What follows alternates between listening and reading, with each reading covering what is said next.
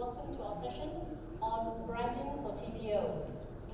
I'm pleased to have with me today an illustrious speaker and very distinguished panelist. Let me introduce you to all of them. I start with Mr. Alvaro Silva-Santisteban, Director of Trade and Investment Office of Peru, who is on my extreme left, and I have Mr. Mohammed Kamali, Director of the Export Markets Development of Dubai Exports. I have Mr. Karl Hartleb, Deputy Director General of Advantage Austria, and Helen Rankin, the Business Development Manager of Cheil. Without further ado, I will hand over the floor to Alvaro, who will share his perspective on how Peru has been able to brand itself to the world using a very special and creative way. Alvaro.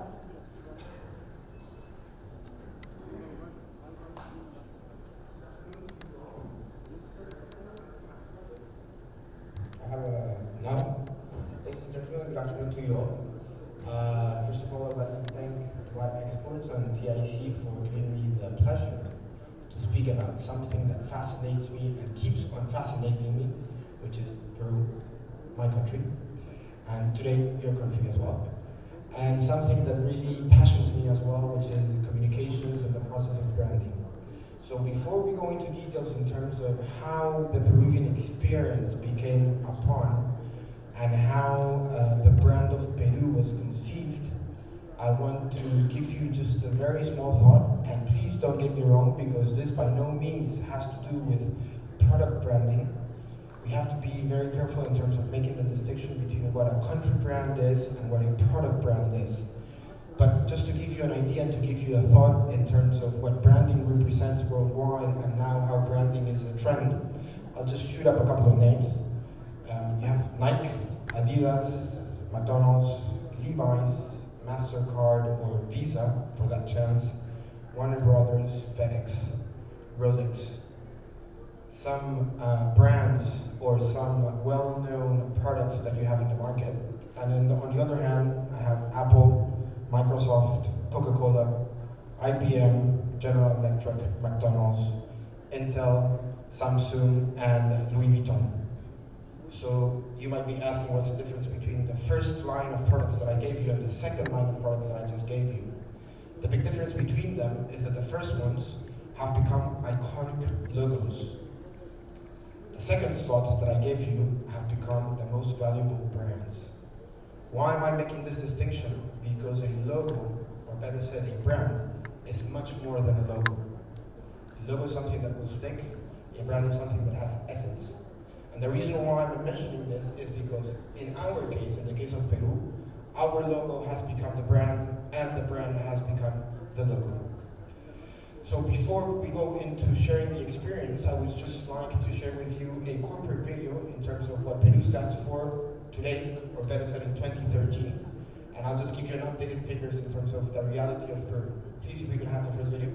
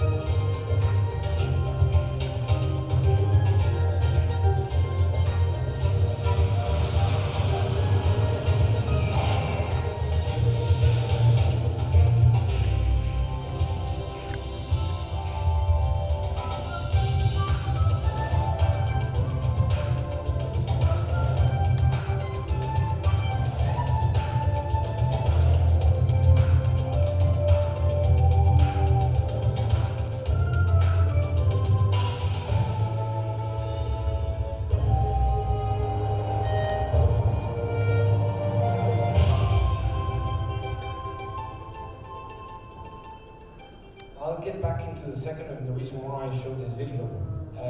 But let's go into what branding represents. When they told me that I needed to speak about country branding, the first thought that came to my mind was going back until 1999 to what, for my view, was the first country branding experience that I have ever heard.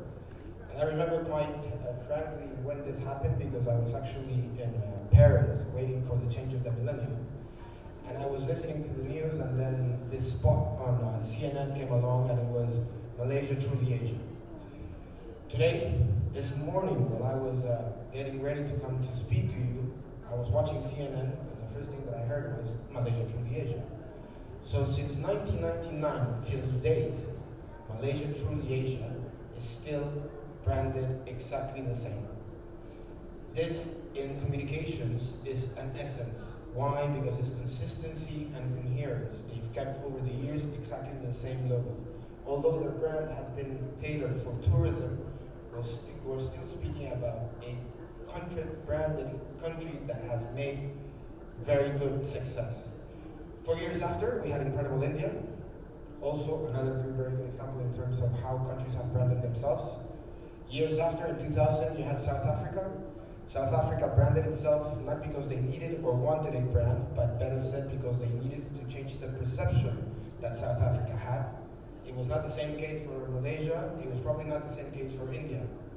And later, more than a brand, I would say it's a concept. It's something that one of my fellow panelists is going to be explaining.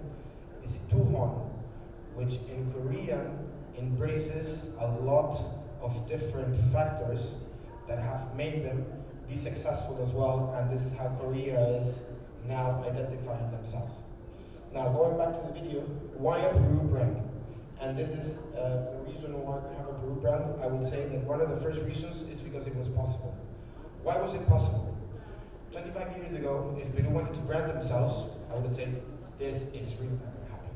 You know, the people just lost it, they're speaking about whatever. Why? Because we had too many internal problems that needed to be solved.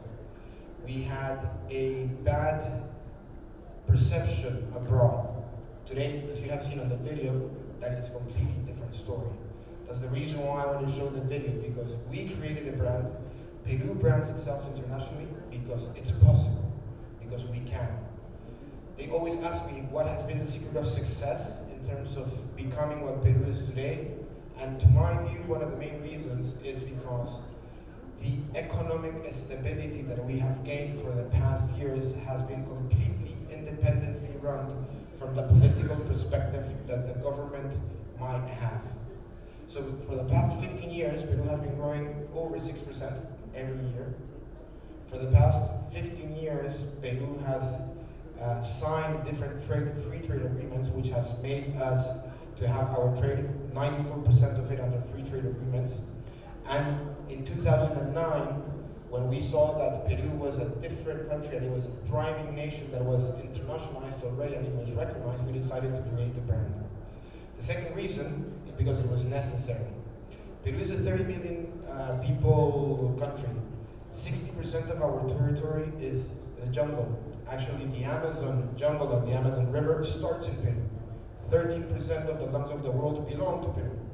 Then we have the Andes, the highest stretched mountains that you would find in Latin America. And then you have the coast. I'm putting you into context because we have three different big personalities that differ from each other. And you have a businessman that could be up on the high Andes. You can have a businessman that is down on the south of the jungle, and you can have a businessman that is up on the north, on the other side of the country.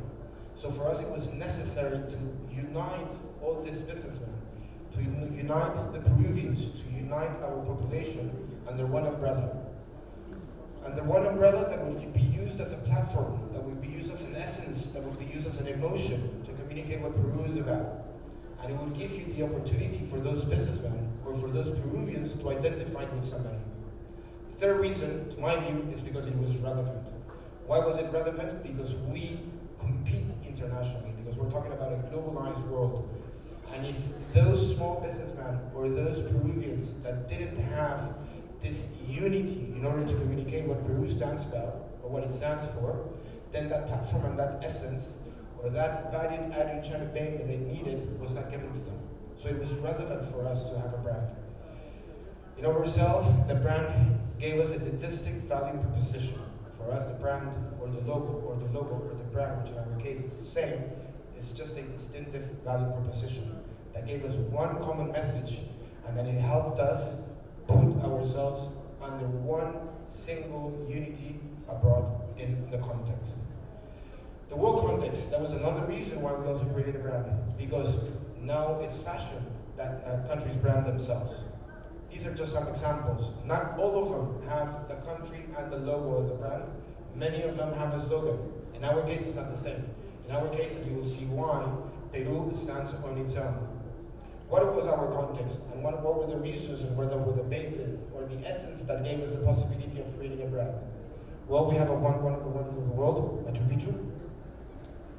As I was saying, 96% of our trade is already under free trade agreements. Our gastronomy. I'm going to make a very small point on this because I was just speaking actually with somebody about it.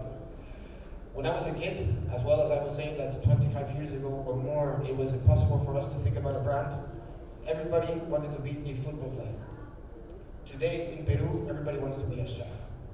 Peru currently holds the largest chefs-to-be population in the world. Over 120,000 students want to be now chefs. Gastronomy for us has become a symbol and has become part of the essence of the brand that we communicate. When I first arrived into the UAE, this was in 2011, there were 0 Peruvian restaurants. By the end of this year, we're going to be having 3 Peruvian restaurants, and by the end of next year, we're going to be having 6 Peruvian restaurants. So the gastronomy, the Peruvian gastronomy is, as our brand, conquering the world. Because we were recognized in the subject art. Actually, the person that you see there receiving the prize was even nominated for the Oscars for the best foreign film. Something that 25 years ago would have not happened. Because we received a Nobel Prize. Because the Amazon River is part of humanity. So as I was saying, our context and the world context needed for us to create a brand. What was the perspective? Because we had the essence, we had the basics. We could, for us it was necessary and it was relevant. But the perspective that we wanted to portray in our brand was one that was going to be world interconnected. And it was a brand that would show a decentralized economy, and it was a brand that it was going to be showing a thriving and educated nation. What was the process? I'm going to make a stop here as well, because you're going to be seeing that my presentation changes colors. Why does it change colors? Because our brand and because our country is so multifaceted that our brand is also incorporated in different colors. We even created our own font, the font that you're seeing that is called Peru. So our branding was not just a logo, it was a whole package. Well, we first chose the agency, then we studied what Peru was about in the world's eyes. Perception in terms of the international world, performance of the country brand index. We interviewed 3,000 tourisms, and we created a panel of 47 experts that came from all walks and abouts. It was not just about Peru, it was about everybody contributing to the same in terms of what Peru was. The competition, we studied everybody. We even studied the brand of Dubai, we studied the brand of Oman. We even studied the brand of Qatar 2022 in terms of how they were going to be portraying themselves.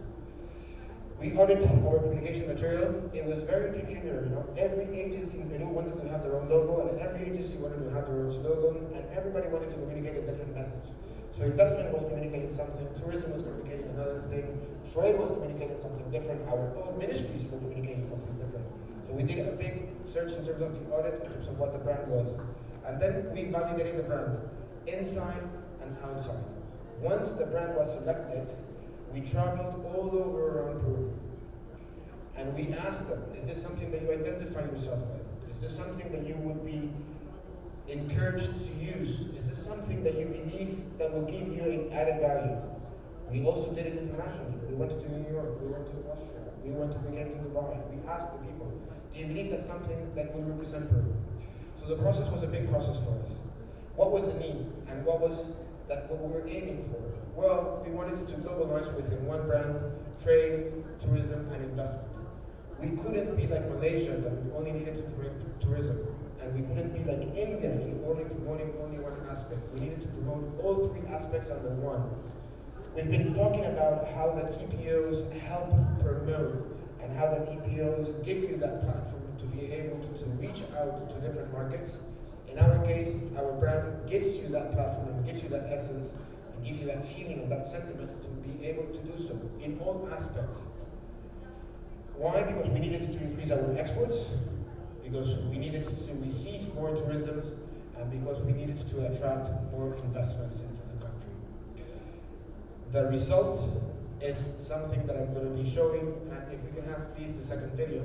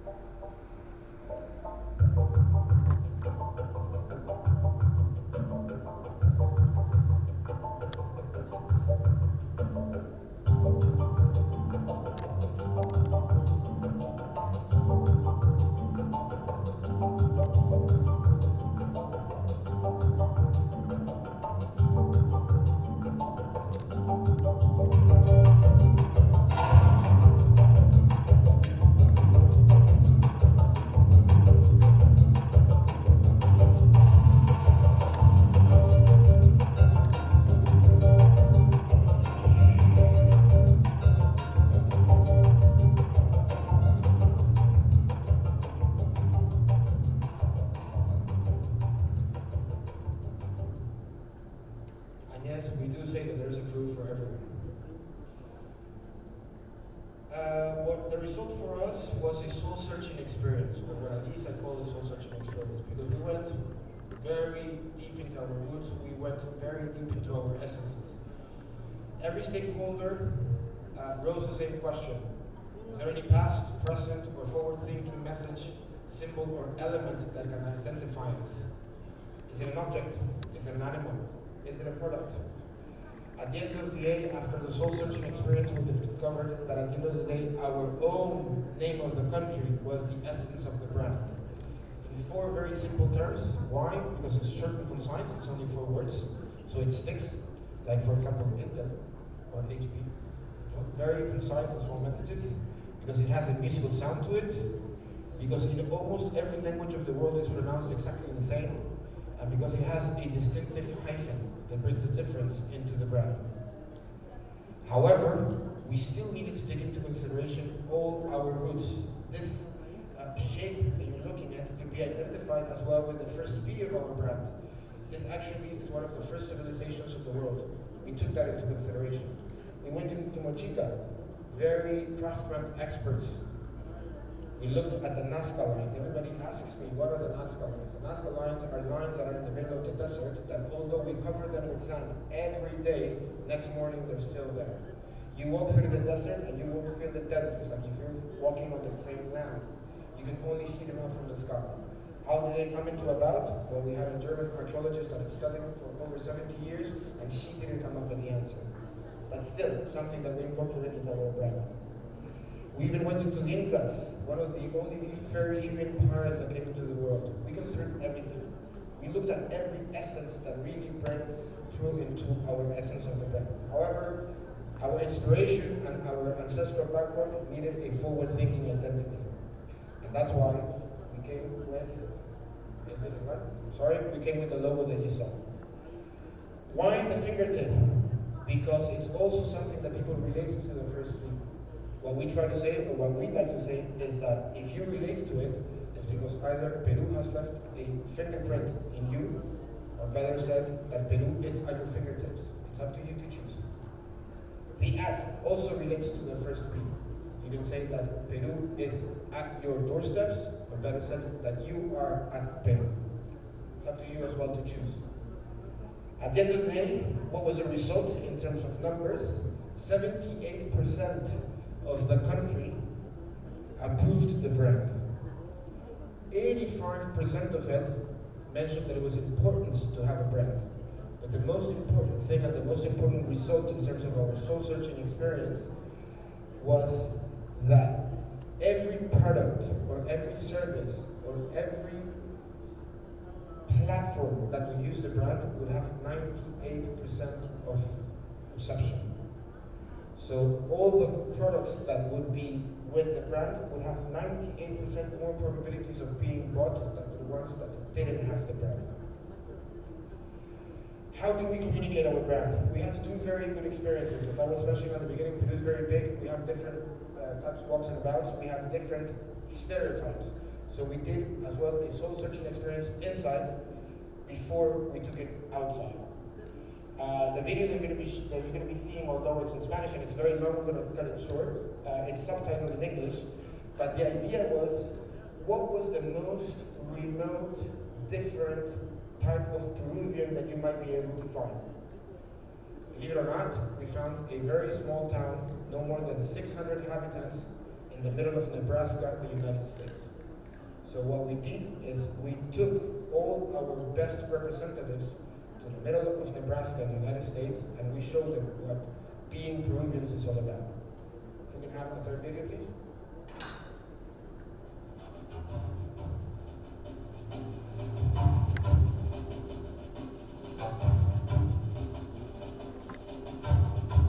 Todo peruano, por el solo hecho de ser peruano, tiene derecho a gozar de lo maravilloso que es ser peruano.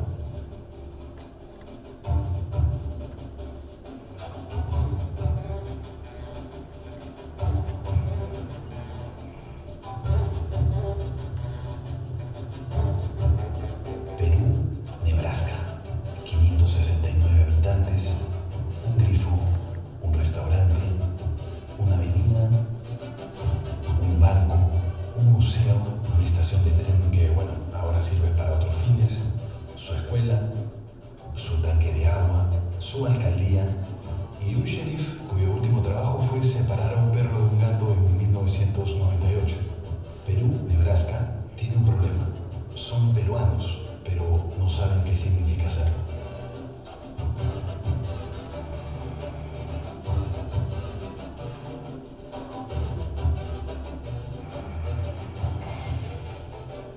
Listo, muchachos, Diego. Vamos, Cristian. Vamos, dale. Right now, the 18th chef in the world. Cristian Bravo, who was here in the wine United Arab Emirates for Peru 2 times in a row.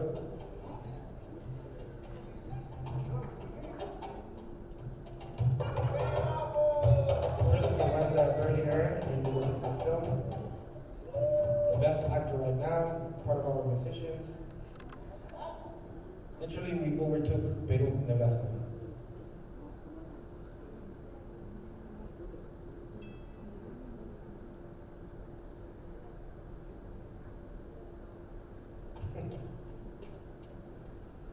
Nuestra misión, ser embajadores de nuestro país y leerles sus derechos como peruanos. Ustedes son de Perú.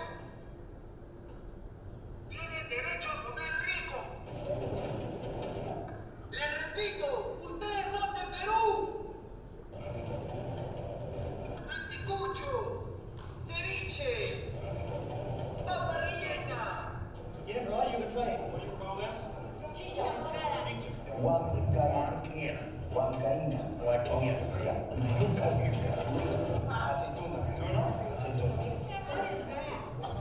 That's Ocopa. Copa. You want to know a secret? The secret. I don't eat fish.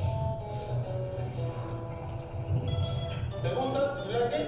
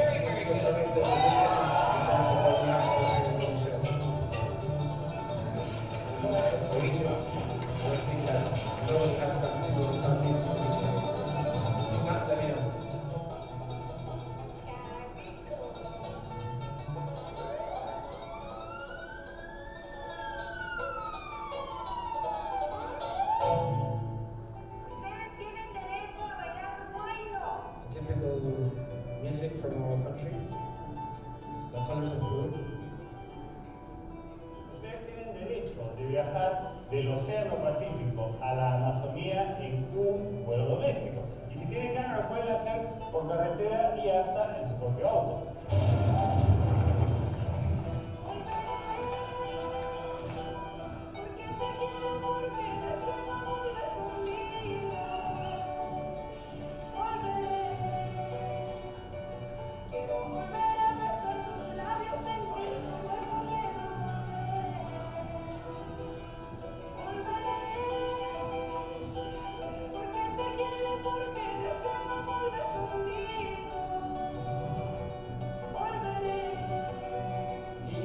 Champion of surfing, and that's why he's trying to imitate that he will be surfing.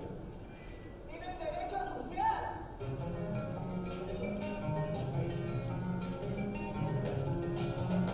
Tienen derecho a poner buenas olas.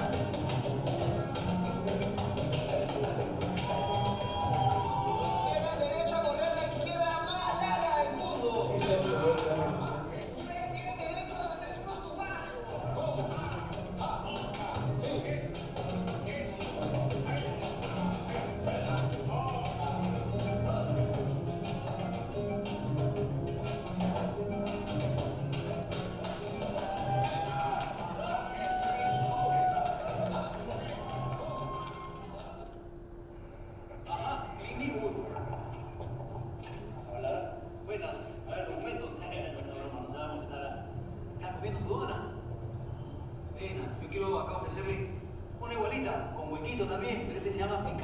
Peruvian donuts. Le va a gustar, se va a chupar los dedos bien.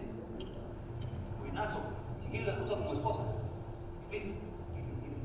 Well, no problem, no problem. No hablo español. Ahí está. Picarón. Como el paro, ¿viste? Paso. Chupa los dedos, maestro. Que cambie su capa. Change. Cambio rico. Señor jefe. Picarón.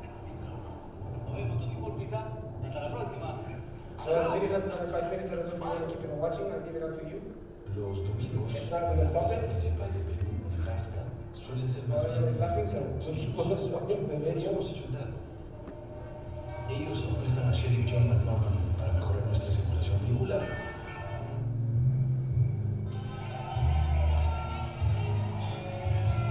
Y nosotros les prestamos a Perú Negro para mejorar su circulación sanguínea.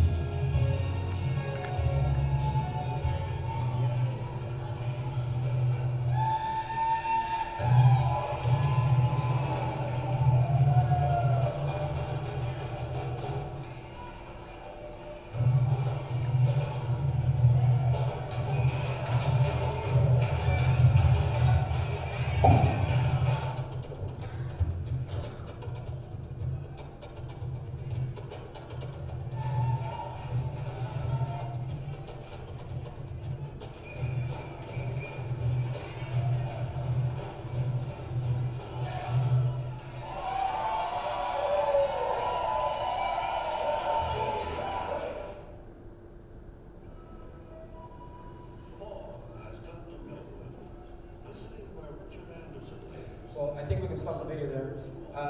This is just to give you an idea in terms of how we used our brand to go inside the country and to unite us all in order to create that platform and for that platform to be relevant. And that's why we received those high indices in terms of 98% of the Peruvians being willing to use the brand as part of their communicational campaign, to use it as part of their products, and to use it as part of their essence, as part of their platform. Once that was accomplished, because this was done in 2011, it took us 2 years to come up with the brand, from 2009 to 2011. One, we managed to do that within Peru, is that we decided to take, literally, the world by its foot. So what did? We did more or less the same situation. So I'm going to show you another video in terms of how Peru was portrayed in the major and biggest cities worldwide. If you can show the next video, please. No, video.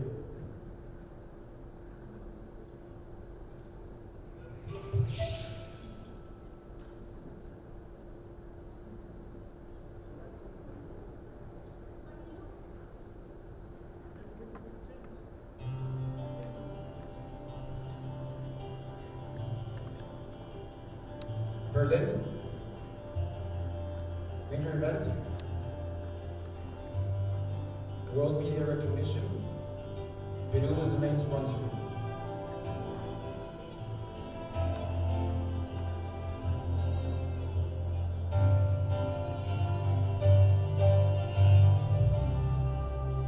Germany, all the metro stations were branded by Peru.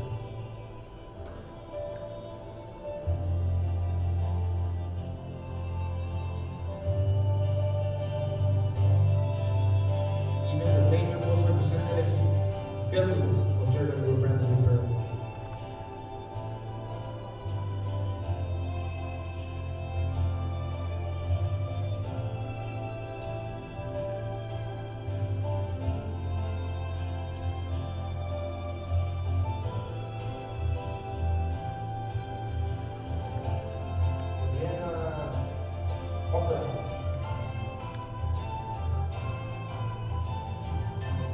UK London Station.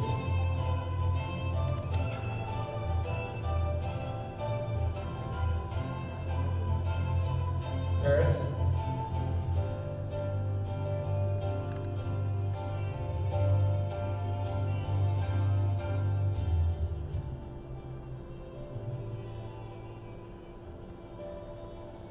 Cannes.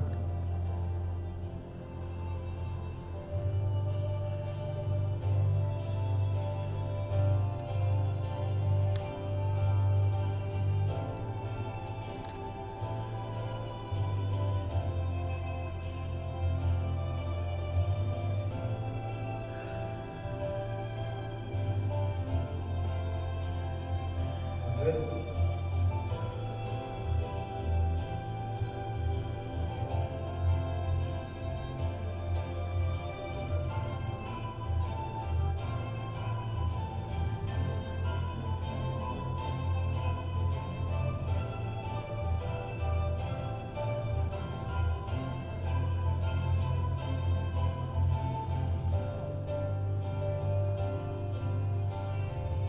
Canada.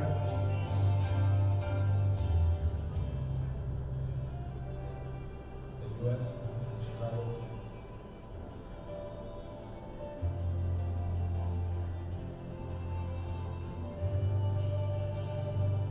One of my personal favorites, Times Square.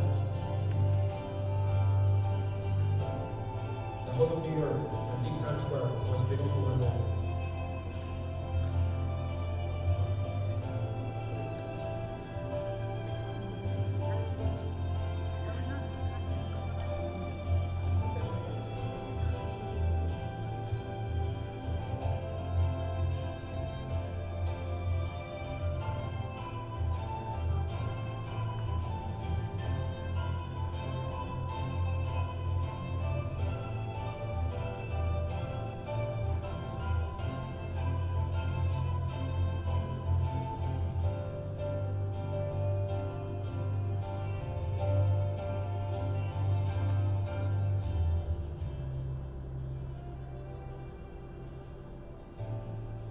And it keeps on going.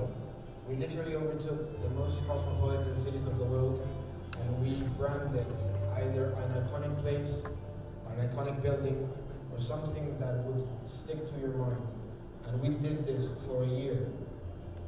My personal favorite, and because we're obviously in Dubai, please the presentation, is that we overtook DXB. So for about a year, if you were arriving into the Dubai airport, the first thing that you would be popped into was welcoming to Peru, discover Peru. Literally, we took over almost all of the airport. Even your flight screens were branded with Peru. Why did we choose Dubai? Not just because of what Dubai represents. Actually, Dubai has just been branded amongst the top 25 most branded countries in the world, talking about the UAE. But because of what the platform of what Dubai Airport represents. From the 66 million passengers that have crossing Dubai, 18 million were part of the strategic markets that Peru has in terms of convincing them to travel to Peru. So for us, Dubai made all the sense.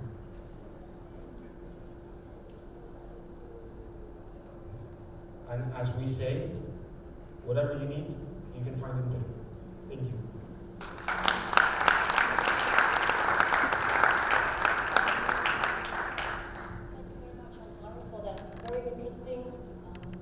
enlightening presentation.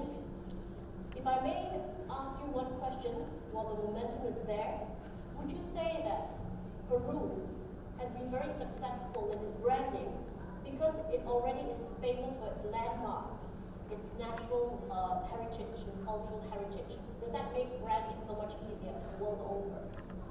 I think that for us it's still work in progress. It's not that we have been very successful, it's not that we have been not successful. For us it's been a fact that it has been. And for us, of course, internally in Peru it has been massively successful because of the 98%. Something that we discovered when we were doing this soul searching experience is that although, as you correctly say, our culture is worldwide known, the Inca Empire is worldwide known, Machu Picchu is worldwide known, our gastronomy is worldwide known, there was still a lot of lack of information, especially on this part of the world. You know, from this part of the world into Asia, it was even greater soul searching experience, just because we didn't know them and they didn't know us. So from that perspective, with a difference, the brand has been a great success. Because just of putting a brand that at the end of the day is also the name of the country gave us a distinctive, added value perspective that we didn't have before. So now when you talk about Peru, the first thing that might come into your mind might be the logo, might be the brand, might be the ad, might be the fingertip. At least something is coming into your mind. And that was one of the bases that we wanted to have in order to create that brand. When I said, you know, we wanted to give Peruvians a platform, that's exactly what we accomplished when we gave them that brand. Thank you very much. Mr. Mohammed Al-Kamali, can you tell us about the kind of branding you use for Dubai exports? Yeah, well, first of all, I would like to take this opportunity to thank the ITC for having me in this panel discussion. And let me use this opportunity to congratulate you for the wonderful job that you did for Peru. I think before going further to your question, I would like to just mention a story which happened to me in one of the South American countries. We had a mission and I was really going to the airport, and when I arrived to that country, I saw Peru branding over there. So I was like, you know, bias, am I coming to the country which I was going to or to Peru? So even in Dubai airports, I think we have seen the massive branding that you guys have done already for the country. And I have to admit one thing before going further again to your question is that South America and their countries made a very good branding exercise for themselves for the past 3 years, including Peru and other countries as well. Which really, for example, in the UAE, we started to promote Dubai, for example, from an exports and investment perspective, we were able to interact as a result of a country branding exercise that happened to this part of the world. So congratulations again, and we are very proud to see that. And I think you set up an era where we need to work closely and share best practices. Going back to your question, which is about TPO's branding and how to export more closely. You know, first of all, we always see that there are, in more of the countries, that it depends on the structure of the TPO. There are TPO which is having a role of, for example, Peru, since we've seen the example of Peru, in tourism, investment, and export. While in some countries, you will see that there are only an interaction between investment and exports, and tourism is a side promoted. So in the case of Dubai Export, we are part of our own overall economic engine, which is based in Dubai, under the umbrella of the Department of Economic Development. So we have a sister agency who promote investment. We have a sister agency who promote SMEs. So we work in a chain, in a series of layers where we work closely, starting preparing those SMEs, take them through Dubai Exports, and then attract investment from the FDI perspective. So when it's come in our role to deal with our exporters, we are creating a channels. But you know, Dubai is really booming. Dubai is growing. Dubai is developed day by day, minute by minute. And we see a lot of companies setting up in Dubai. Other they are industrial companies or even services companies. First of all, we tried clearly to see how we are going to reach those people. So as a result of being under the Department of Economic Development, most of the companies, they have to issue their license. So it was easy for us to synchronize that methodology and be able to understand who are the exporters. And we started actually to communicate through a series of channels. However, now those series of channels were practical.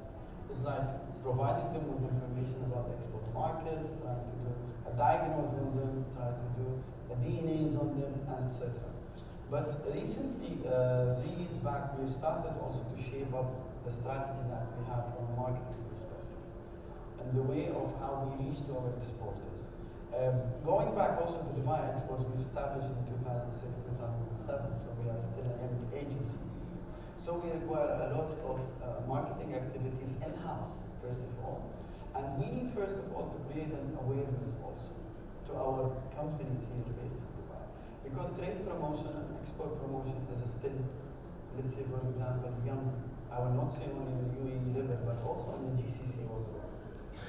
That's why you have seen there is a creation of other trade promotion organization in the GCC as well, which are going to drive that forward. So we have started closely working with our exporter in 2 ways, which is a practical way in terms of doing those exercises. But now we went to the way of how we create awareness using media channels that we have. So we started, instead of having those reports which we prepare, we started to do more of an infographics, collaborating with a newspaper or with you. People started to understand our role of a trade promotion agency. So also we had an exercise where most of the TPOs has their own international offices. So one of the exercises which we implemented recently, and it was just 4 months ago, is to link electronically all the offices from all around the world to the headquarters in Dubai. So now even when we deal with our exporter, it's in an electronic manner. So you as an exporter doesn't need to see us anymore. What you will be doing, you will go to the website or speak to the consultant in our organization that you have and dealing with, or an account manager who work with you, and your request is going to go into a channels to reach international markets as well. So these are most of the practices that we have done. But I think when it's come to branding exercise, I always say there is a difference when you deal, because we deal with 2 segments. We deal with exporters and we deal with international buyers. Both of them require a different way of approach. Both of them require a different way of marketing materials that you need to spread them. So that's why what we do is usually, now I'm talking on the international level, is to understand those markets. I think most of us attended most of the sessions over here, and in one of the sessions, there was a talk about the trade barriers. In my own opinion, I feel now we don't need to talk more about those barriers, which is a trade barriers, customs barriers, etc. We need to look at the cultural barriers. That's why it was very important for us at Dubai Export, when we evaluated our customers in the international markets, to understand their culture. What exactly they do in their market. So we started to exercise through our offices currently, looking at, since we have our offices in Saudi Arabia, India and Egypt, we started to diagnose the market over there. We started to look at the companies over there. And now we are working also closely on the solutions of how we work on them. So to sum up this point, I always see there are 2 types of, let's say for example, customer and approach that we need to approach, but we need to distinguish as a TPO on the way how we brand ourselves to our exporters or stakeholders with us, and to the international people that we deal with. If it's an investment, we call them investor, and if it's an export-based, customers will be more buyers. Thank you very much. Now, Karl Hartleb, tell us what makes Advantage Australia the best TPO of the year?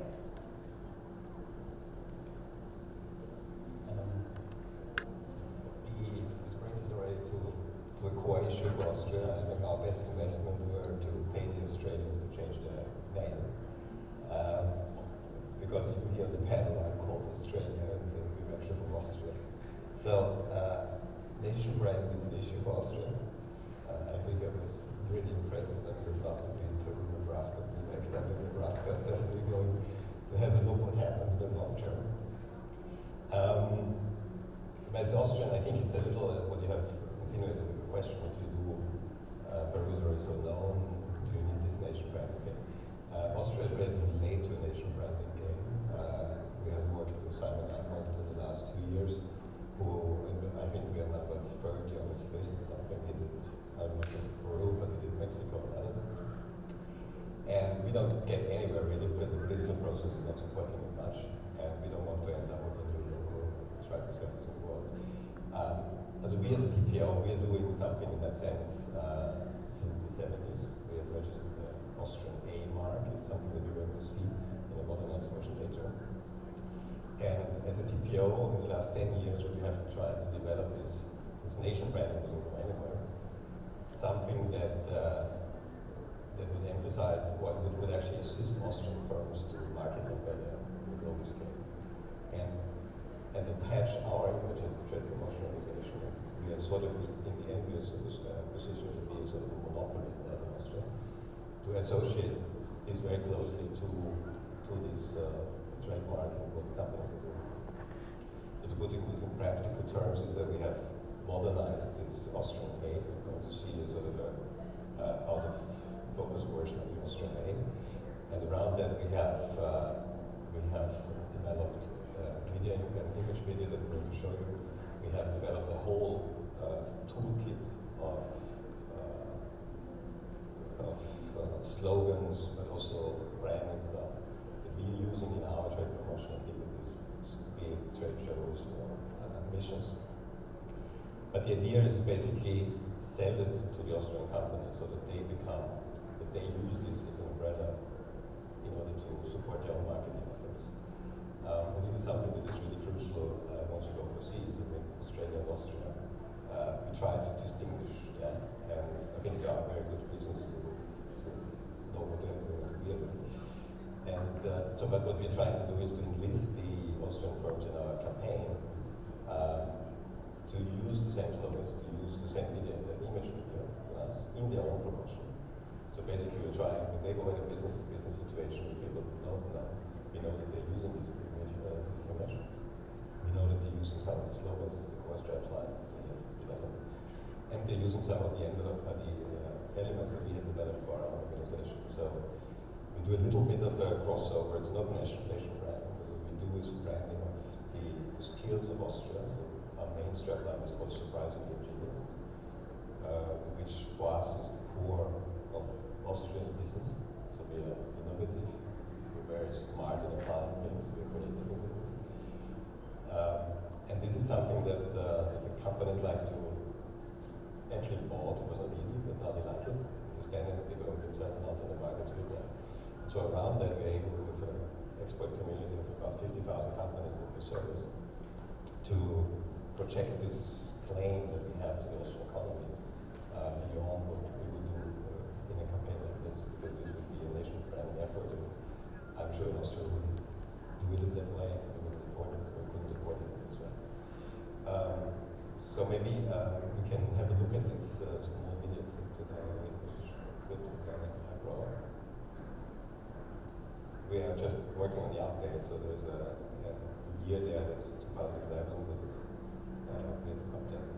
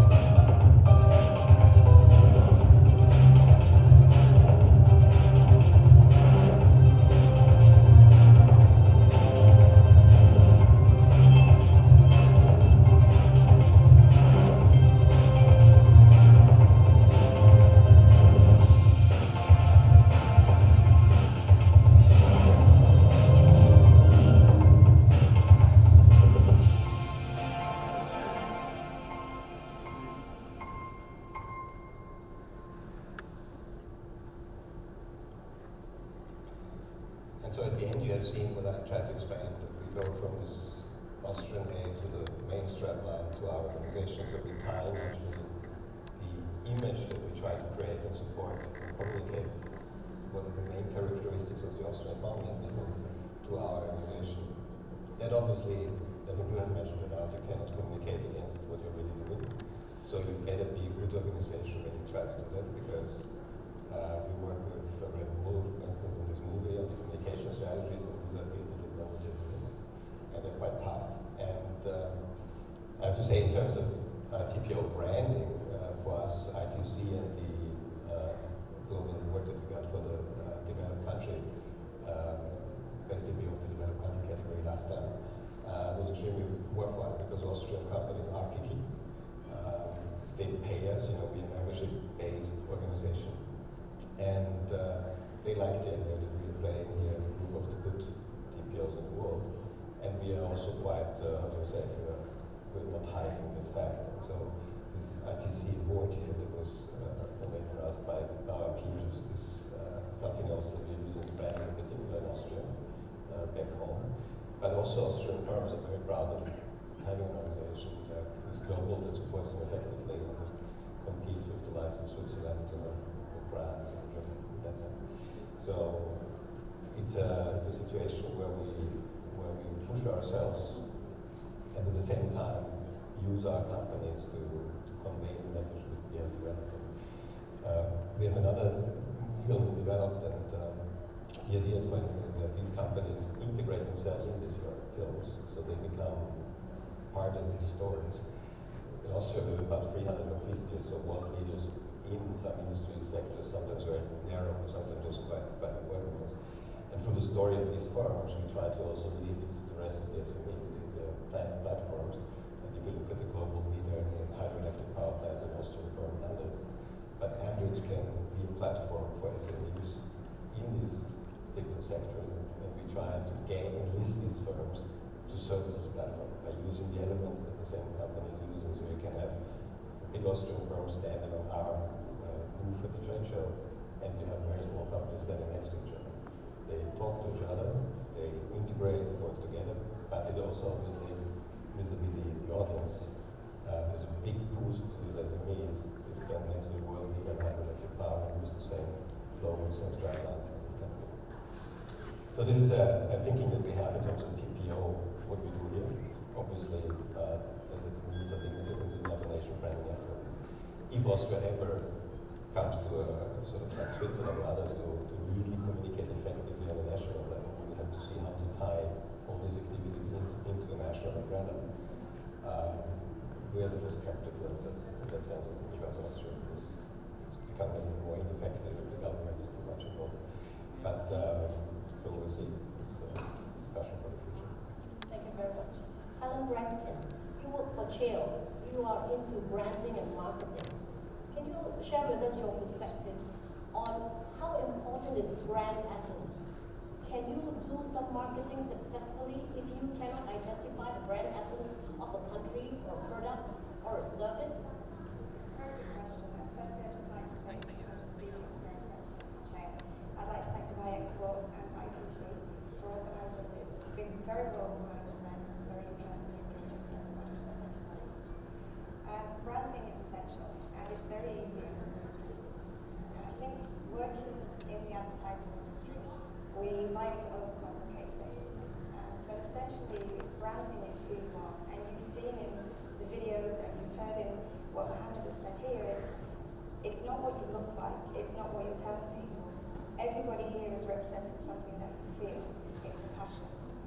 We've seen that branding is actually, sorry if we can go to the first slide. In a moment I'm going to show you a video and it illustrates this essence, and Alvaro touched on it earlier. Branding is more about how you feel and how you make somebody feel. And in a moment you're going to see a video about how we as Cheil, we're a Korean company, we're part of the Samsung group of companies. And Korea and Cheil have this belief, which Alvaro mentioned earlier, it's called Tuhon. And I actually first started working in Dubai 20 years ago. And even though there isn't an Arabic Arabic word that means Tuhon. It's something that when you see the video, you realise has existed in the UAE for a very long time. You asked Alvaro a question about whether having globally recognized landmarks made your branding easier, and you mentioned there were still challenges. In Karl's video, you saw that those challenges were actually overcoming misconceptions. For those of us that are old enough to remember the Chicago Beach Hotel, I think one of the tipping points here was the construction of the Burj Al Arab. And what you should also realize is that the Dubai World Trade Center here, which is still my favorite landmark, was the tallest structure in this region for over 20 years. So people think that Dubai is just a superlative nation, and it's not. The vision for growth, wanting to be understood, to be forward thinkers, the culture that you have is very rich, and it's all based around storytelling. And this is the essence of branding. It's understanding who you are, understanding what your story is, and being able to use that story to unite your country, which Alvaro demonstrated in his video. And then you have these cultures and values, and you export them globally. So if we could show the first video, and you can see how Korea went from being one of the poorest nations in the 60s to being one of the globally recognized forces today.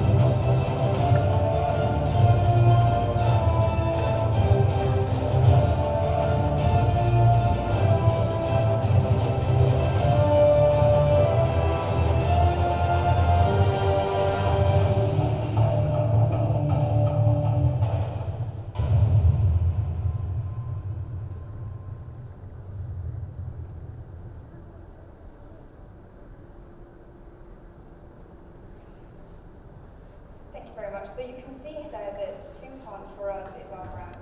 It's our mission, it's our values. And when we hear the word Tuhon, it's clear I'm not from Korea, so I apologize. I'll say we a lot. I work for a Korean company and it's very much in our everyday. So when we hear the word Tuhon, it's usually at 4 o'clock in the morning, and the deadline is normally 7 o'clock in the morning. But when we hear Tuhon, it invokes in us a feeling. It creates this passion. And this is what branding is. It's when you see something and it sparks something inside of you, and then it triggers an action. So if you think of a very simple example, if you imagine a doctor's coat, the doctor's white coat, you may think this isn't a brand, but actually when you see it, you feel reassured. And the action you take is that you trust the doctor and you share very personal information with them. So the doctor's white coat could be seen as a brand because it has this passion. When you smell coffee, this will also trigger a reaction. And we saw in Alvaro's video when they went to Nebraska, Peru, they didn't go and put up a poster and say, hey, come to Peru. They said, no, you have a right to understand and enjoy what it is to be Peruvian. And it's the sounds and the smells, and it's being part of this culture. So if we could just move to the next slide. What is branding? It's 4 things, and again, all the panelists have touched on this. It's clarity, it's consistency, collaboration. You will have noticed has come up with everybody. We need collaboration. Mohammed, you spoke about you being a new organisation and that you had to unify people internally with your marketing, and then you also have to do that within the organisation and within the country. We had the same example from Karl when he was talking about you have the large companies and you have the small companies all integrated and working together. And you saw it very much in the videos that we have from Alvaro, how they've taken everything and they've unified it. Going back to clarity, also like to go back to Alvaro's point where he said everybody in Peru wanted to be a footballer, and now they want to be a chef. You know, this is fantastic. This is something that you can do. I'd like to continue with the presentation, and what I'd really like to do is show you another video which comes at the end, because from today I'd like you to realise that you already have a brand, and you may not know it yet, but you already know who you are and you know where you want to go. And there's a couple of examples here of things that you can take home and actually start using straight away.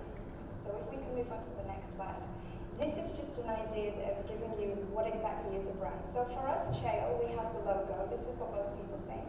This would be like when you see my face. So when we see each other again, you think, ah, there's Helen. Or there's the crazy grey-haired lady that I saw at the conference. And that's just what I look like. But you'll think about what we spoke about here today, and you'll have a feeling and remember this point. Tuhon is a belief. That's a brand. So as Alvaro mentioned earlier, a logo isn't a brand. And it was the example you actually opened with between what's a brand and what has value to you. The scent, aroma. In Provence, lavender is known as the soul of Provence, and people go there, they travel to these fields and they have the scent of lavender, and it lingers with them. And we know this because they can't stop talking about it. Blogs, on TripAdvisor, on Instagram, and digital is where people are sharing these experiences because not everybody can travel. It's also an attitude. It might surprise you. I mean, being in Dubai, you'll understand that this is actually National Day is almost upon us, and when you see the parades at Imam Square in Dubai, you'll see that part of the biggest contingent there are the overseas Filipino workers, and their workforce, their attitude is one of their biggest exports that they have, and it's also a sound. The sound I'd actually like to share with you a couple of figures. Excuse me, I'll just refer to my notes. This is Psy, Gangnam Style, teaching Britney Spears on the Ellen Show in America how to do Gangnam Style. K-pop is actually part of a bigger strategy that Korea had, and they've actually been investing in K-pop, in K-dramas for some time, and it's paying off. This Gangnam Style actually was the most viewed video in YouTube history. It's had more than 2 billion page views, and it's reported an estimated $8 million in 2012 alone. So this is a sound.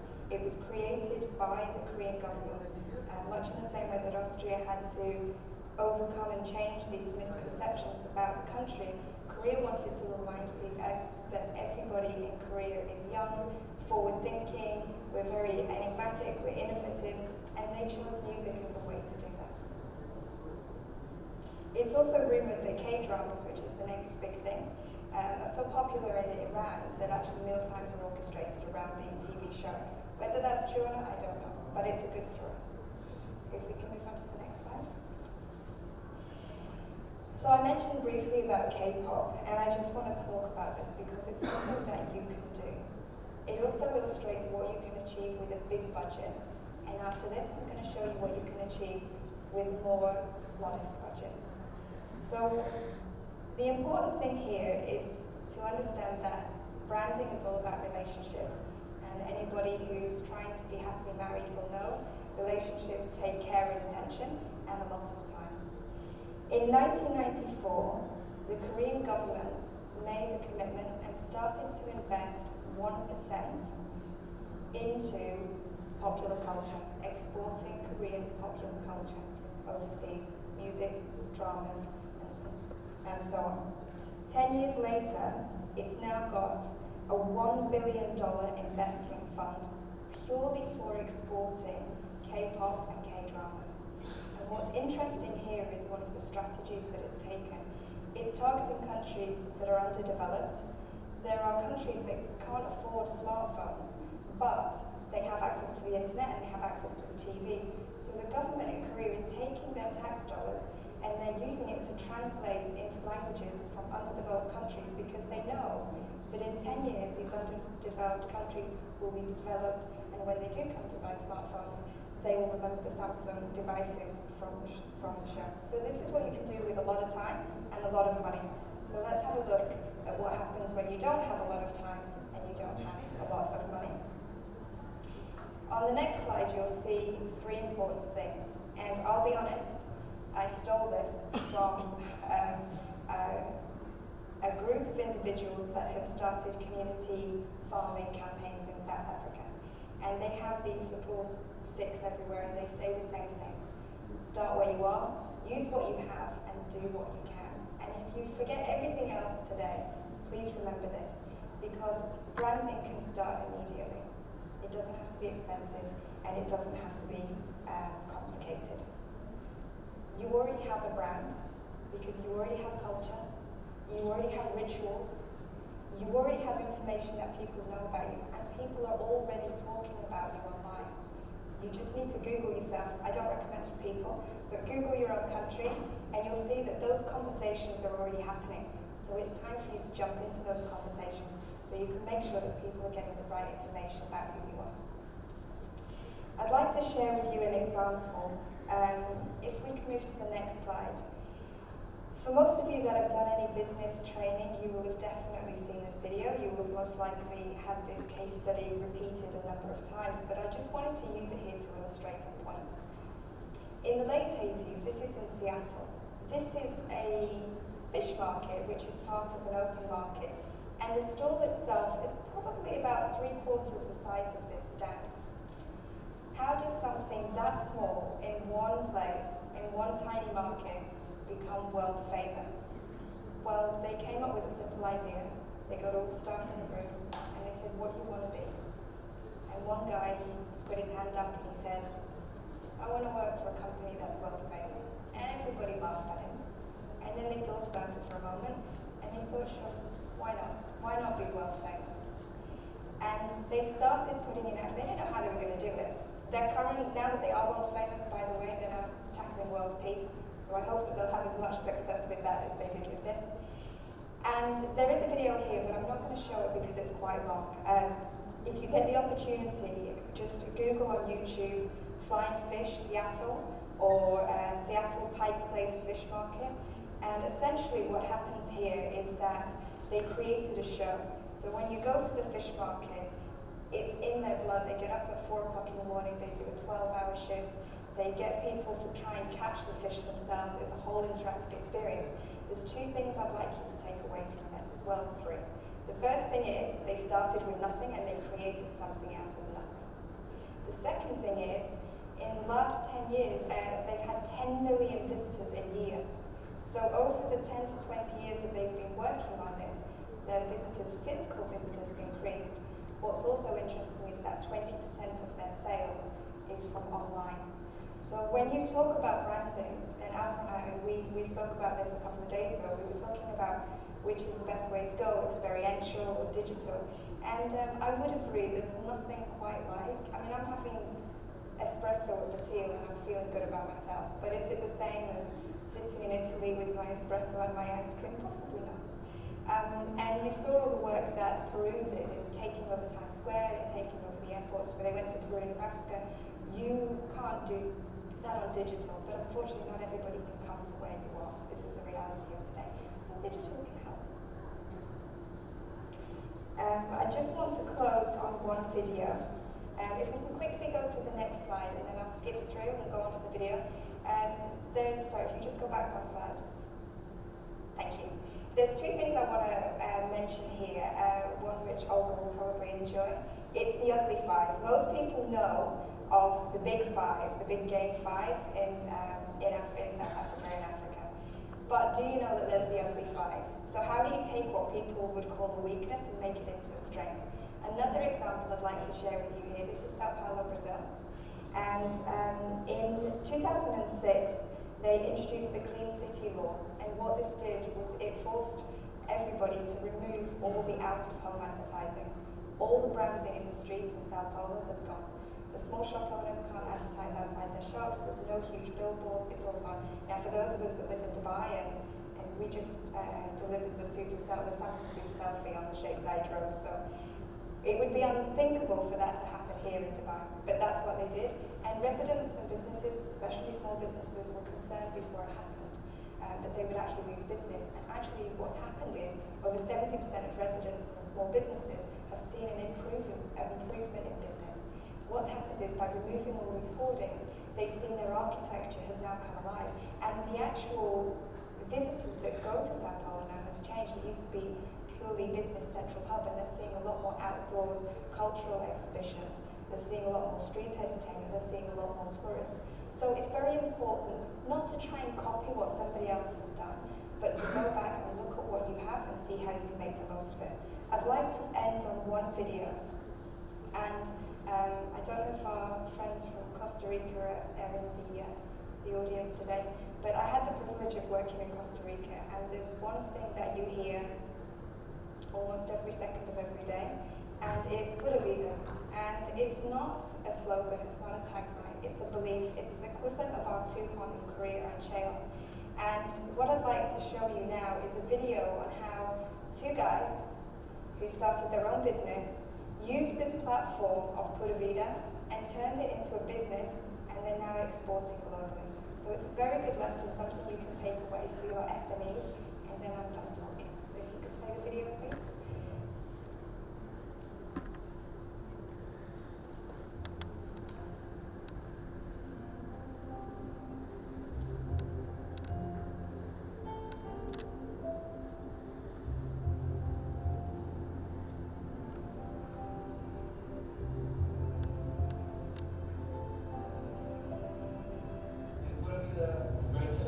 Beginning only with Joaquin and I was funny because we wake up and we go to our place to sell, and our friends Paul and Griffin say, you can make for us 3,000 bracelets. No, that is not possible. It's 400 bracelets. Really? Yes. Okay, for 3 or 4 days, 24 hours, the bracelet that we can do. Al mismo tiempo fue divertido.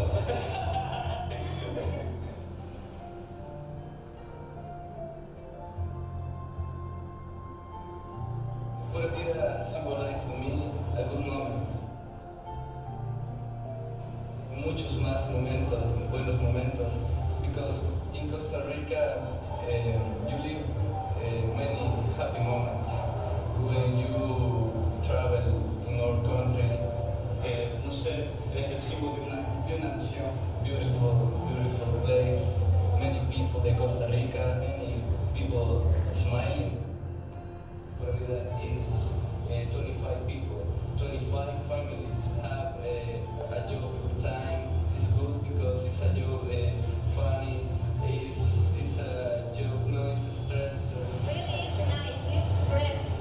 The people, the team of Pura Vida Bracelet feel free with the work. We feel that we're going to work for every life. I never thought the level, but you can see in the Facebook 30,000 personas like the Pura Vida bracelet and growing. It's very exciting.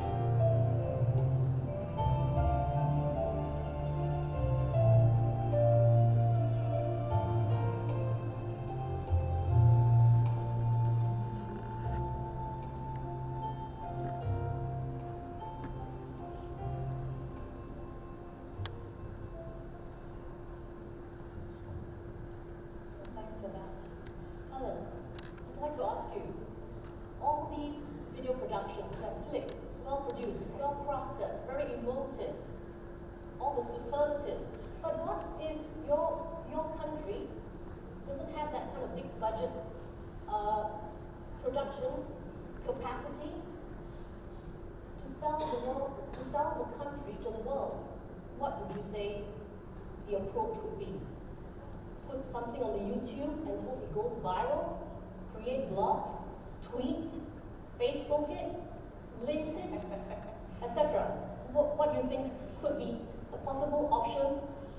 High impact but low budget. High impact, low budget. This is what digital is all about. I first started working here 20 years ago. I was responsible for the Microsoft Middle East website. We had to hire a guy to go around telling people what the internet was. And now we're at a a stage where we're permanently connected. We've put our phones aside, but normally we would be tweeting right now and sharing. The great thing about the internet today, and especially when we're talking about Generation Z in particular, is they're all about now. So they've moved on. They don't believe in this, you only live once, you're only young once. They're going to be young for 40 years. And everything for them they want to share now, they want to share experiences. What they share the most is genuine, authentic storytelling. And we see this. I manage brands like Coca-Cola, Samsung Electronics, and what we notice the most is that the posts, the videos, anything that shares furthest on digital is what we call user-generated content. It's those scabby type photographs that are slightly out of focus, but you can see the smile and the experience that's coming through. Everything that shares most effectively on digital, especially amongst this generation, are moments. They're all about moments, and these moments can be a fraction of a second. When you look at Snapchat, which is growing in popularity, you don't keep the image. You see it for maybe 3 seconds, but it's shared. So what I would say is that you don't have to have a big budget. What you have to have is a compelling story. And if you already, as I said before, you already have culture, you already have rituals. If you can translate this story in an authentic and genuine way, this will give you success. And it all comes down to one thing. It's asking yourself, who do you want to be? And I'm stealing this from Arnold Schwarzenegger. And he says this, he gives this inspiring speech to students and to bodybuilders. He says the same thing.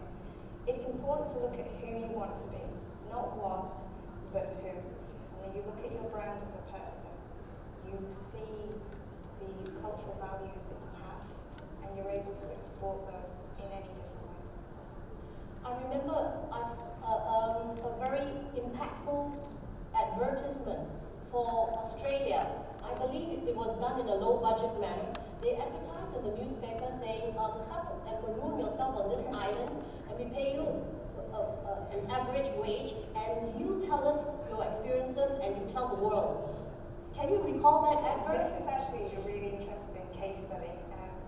It started off as the best job in the world, and this was quite a few years ago. And I'll tell you a little bit about that, but where it is today, it's actually evolved, and it's now the best jobs in the world, and they use it to advertise their 12-month working visa program that they have.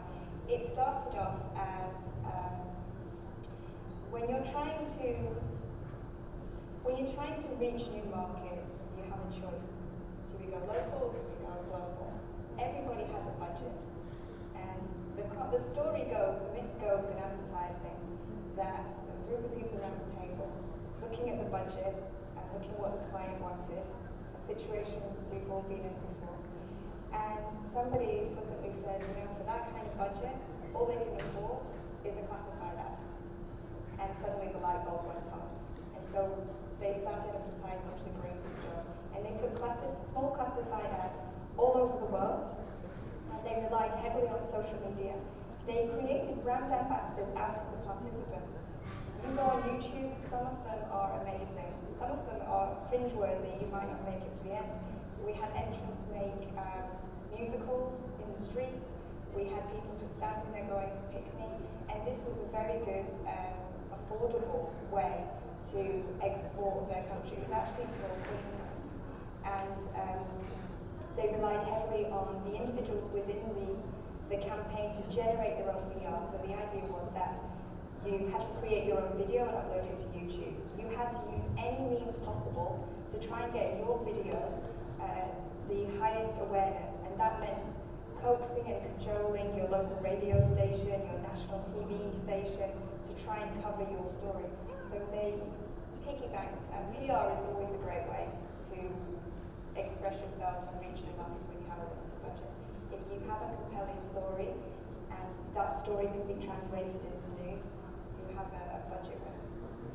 Early on, you raised the issue about culture and values.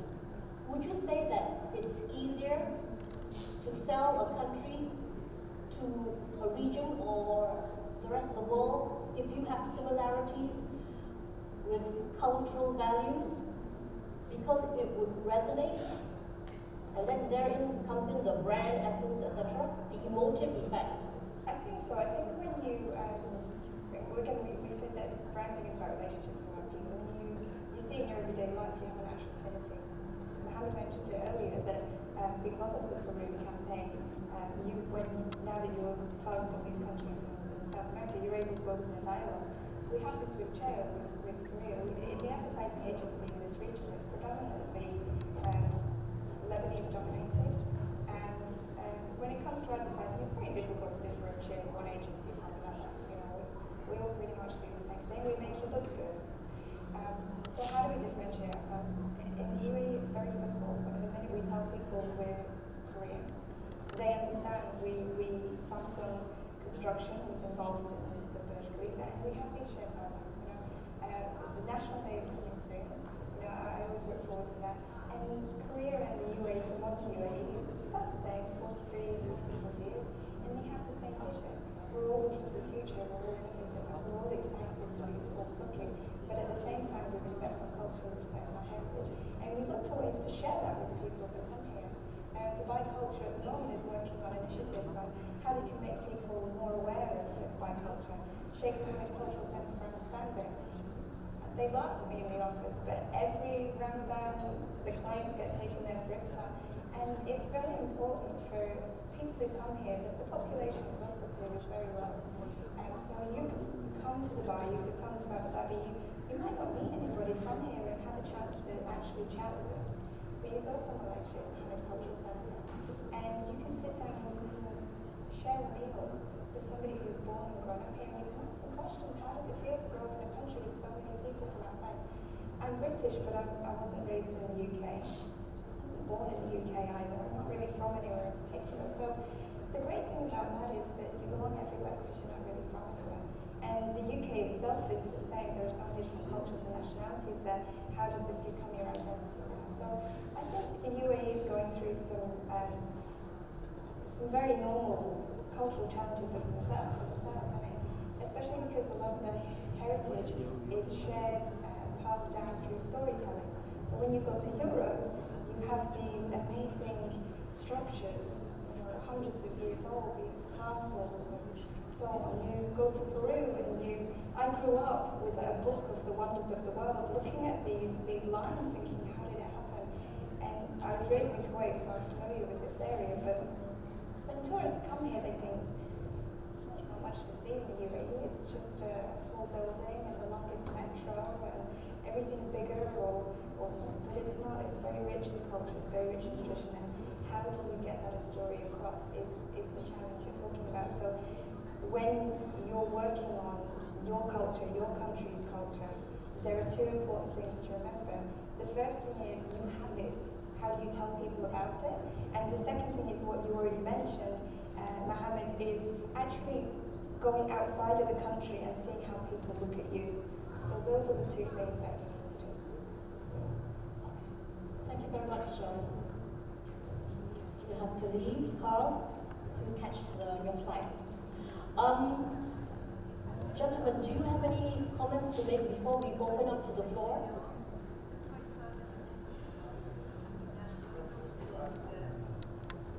On the, let's say for example, the exercise which we do is going to be back. It is very important to understand that the way that you will package your destination. We've been, I think Dubai recently had a branding exercise to reshape the brand on the way of how to promote international and also to incorporate it in a federal level with the United Arab Emirates as well. We started to promote Dubai as a shopping festivals destination, and then we moved toward promote positioning Dubai as a city of gold. And then it goes to another layer as well, where there are also some drivers to that way. Emirates Airline, most of the construction companies, and etc. However, we did not forget the cultural aspects of our heritage of India. The way of how we take things further to international markets and try to package it in. So, but I still say as a TPO, still we need to look further on how we can collaborate in-house along with the tourism boards. And I think it's always easy when you have everything in one basket when it comes to tourism, investment, and also promotion. So I think what we need as a part of our recommendation of what we've started earlier, it is important to look at the branding exercise. Most of the TPOs, and this is a fact, say that tools of marketing that they use are exhibitions and issues. But I think we need to look beyond that. We need to look at how we could package our destination in a different way. Why I say South America is being successfully now rebranding and reshaping the world actually when it's come to branding. Now, you see now Argentinians promoting Argentina as a destination of honeymoon, also to change perception in people. If you look at other parts of the world, Malaysia is promoting Ramadan as a destination. We here in Dubai promote Eid's celebration as a destination. So there is also the key messages that you would like to deliver over there. There are a lot of relationship between those three aspects when it's come to a destination: investment, trade, and also tourism. So the collaboration should happen on a local level, and that I think also from an international perspective we need to look on how we could build that, especially when it comes to the ITC as an umbrella of this all TPOs. Thank you very much. Now we open this to the floor for Q&A. Do we have any questions? Any issues you want to raise? Yes, sir. Can we have the mic, please?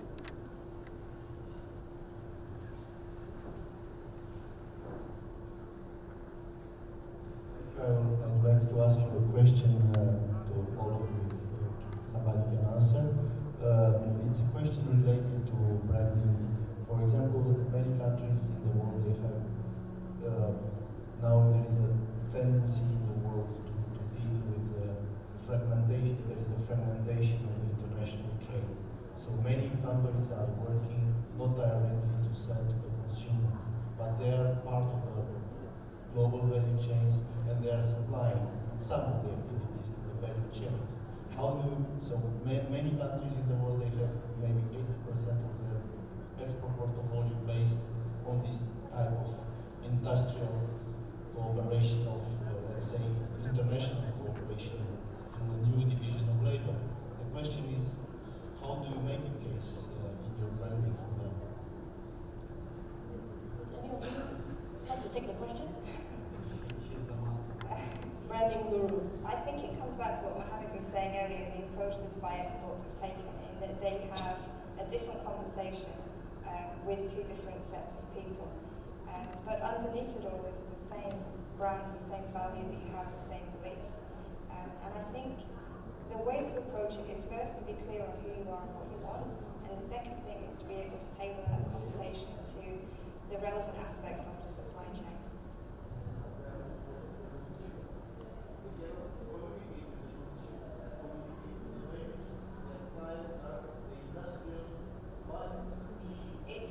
It goes also back to collaboration and having this invested for people to invest in your brand. It's about, if you can communicate clearly enough to this part of the supply chain, your brand and what it is, they will be able to translate that into terms in the next step.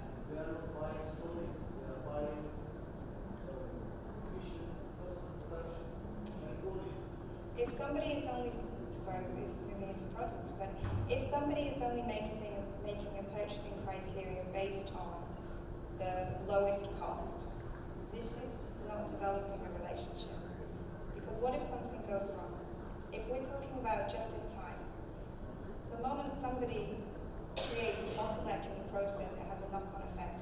So when you choose a supplier, when you're looking at the full supply chain, you're looking at reliability. Yes, the bottom line is very important, cost per unit is very important, but they also need reassurance and they need trust that everything's going to be delivered along the way. So the actual cost is not always the final purchasing criteria. And this comes from reassurance, it comes from a mutual understanding, and these are all feelings and these are all brand. So it does relate back to branding in the end. I don't know if maybe you've experienced any more specific details in your areas. No, but something that might be a complement to what you were saying in terms of trying to reach the B2B or the B2C, something that we've done is that our brand has also been break down in sub-brands. And when I was doing my presentation, I said that we have different colors. So each color has been assigned for a specific sector. For example, if you talk about blue, it's going to be about seafood. If you're going to be talking about purple, it's going to be about fashion and home decor. If you talk about green, it's going to be about fresh produce or fruit and vegetables. So that way, if you come into the place of doing a branding campaign related to either B2B or B2C, the idea that we have or the vision that we have is as soon as you see the color, you're going to identify it specifically for one specific sector. And that will also come down to a breakdown with a specific slogan. As I said at the beginning, for us it's still a work in progress. The main idea, the main vision, the main platform has been already established. The essence is there. Now we're working on sub-brands that will help you get into those points that you were talking about. Yes, sir.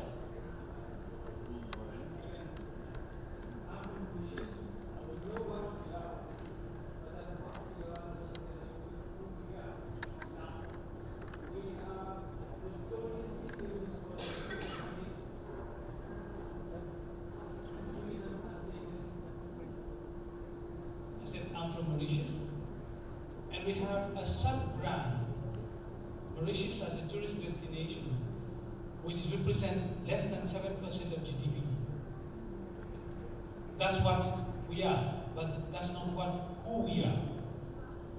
It's becoming very difficult for us to promote who we are as a business destination. So even if you go to the boards in Europe or anywhere, you invite any of the CEOs to come down to Mauritius for business. And that gentleman goes to the board and says, listen, I'm going for a trip to Mauritius. People say, wow, this guy's going for holidays. Now, this sub-sector branding is so strong that it's not allowing Mauritius to emerge to who we are. And the lady rightly said, it's not what you are, but who you want it to be. So how do you handle a situation where a sub-brand is so strong historically and doesn't reflect the truth about the country?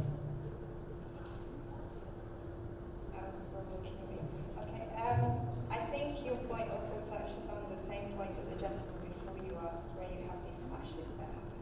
And as you mentioned, it's when one sub-brand is overpowering or when one message is overpowering. And you saw in Karl's video that Austria had the same challenge. And it happens on different levels. The example that Mohammed gave in that, I remember the first Dubai Shopping Festival, and it's a layer, it's something that you start and you build upon.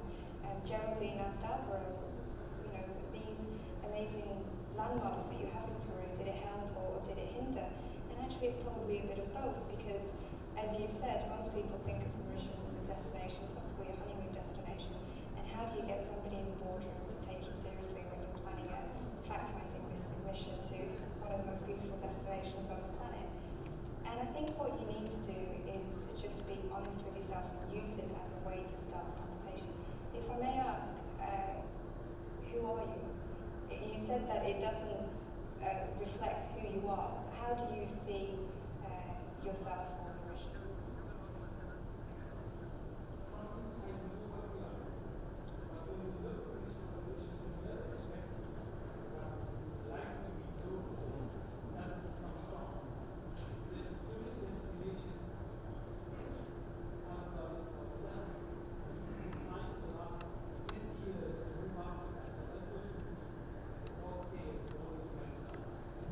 So if I'm going to pop back to the office now and I'm going to convince my boss that we should open Cheil, okay? How am I going to start my conversation? What am I telling him? Why is it important for me to be there as a business? This will be my first question to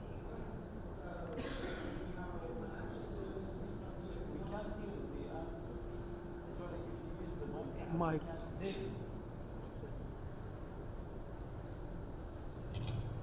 Oh, if you're going to ask me a question, be prepared to keep talking.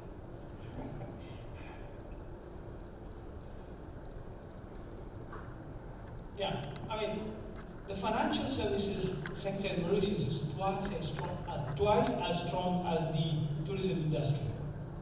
The manufacturing base is nearly 3 times stronger than that. investment is a huge component for Mauritius.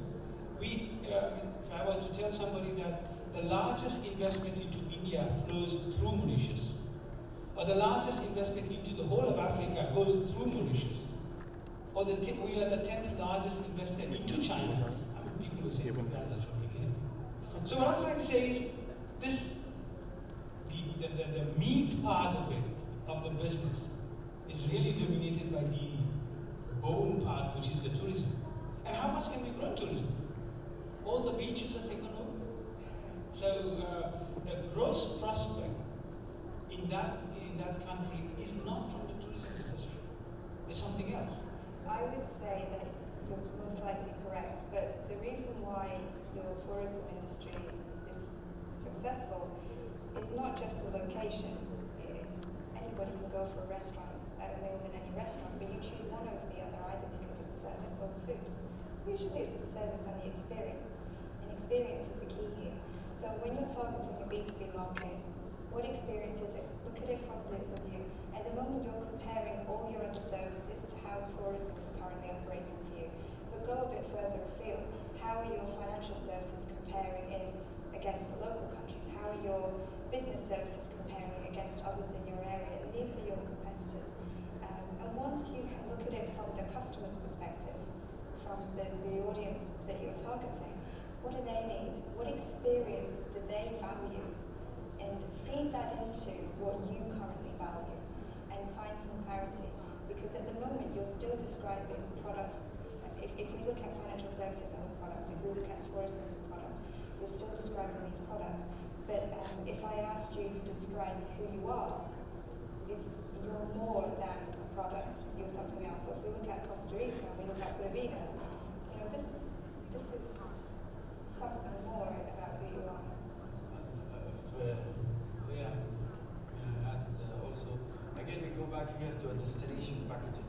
Now, if you look at most of the countries, most of the destination, all of them started to promote from a tourism perspective. Come to our country, enjoy the benefits of what we have, either hospitality, leisure, and etc. And that was really an era, back 30 years or 40 years, and etc. And this is what we know Mauritius with. I think capitalizing on your winning yesterday, I think here where you need to start. It is very important now to repackage the destination on the way of you spread out the key messages that focus on trade. We in trade promotion as a family under the ITC, we know each other and we know those facts what you mentioned about, and we will never laugh about it because they are in reality. But I feel it's also important now to go back and sit, and it's a branding exercise at the end of the day. We have the same in Dubai, and that's why we sit all together in order to reposition Dubai. But what we've started earlier, it was to spread out that message locally. How the people knows the brand of Dubai. And again, going back to the budgets constraint, etc., we started to put that in digital media. But we used, again, as you did, brand ambassador. So His Highness Sheikh Mohammed, the last Prime Minister of the UAE and the ruler of Dubai, was the first one to unveil that through his accounts on social media. So people started to interact with it. The second phase also was to go into the methods that people use to transport within the city. That's why now most of the car place number will be branded with this brand. So people will get to know it in the streets, people get to know it in social media, and etc. And now there is also the different phase which goes further. It's how to take this into international. So I encourage you, and congratulations again for the winning. This is going to be the key. Going back home and saying no more tourism. This is what we call back as a trade promotion organization. There is a need to sit all together now and brainstorm and package the destination from a different perspective. Thank you for your question, sir. I'm conscious that we are running over time, but just one more question from the gentleman at the back there.